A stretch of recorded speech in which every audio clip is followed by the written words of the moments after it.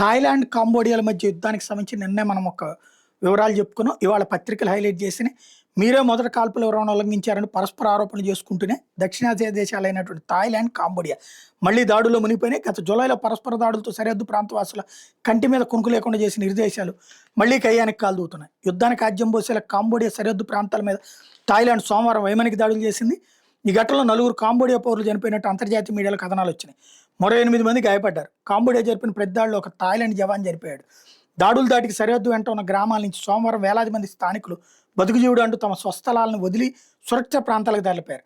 సరిహద్దు వెంట పలు గ్రామాల్లో ప్రజలను ఎప్పటికే ఖాళీ చేయించామని కాంబోడియా సమాచార శాఖ మంత్రి నేత్ పియాక్త్రా చెప్పారు. హింసను థాయిలాండ్ ఎప్పుడూ కోరుకోదు.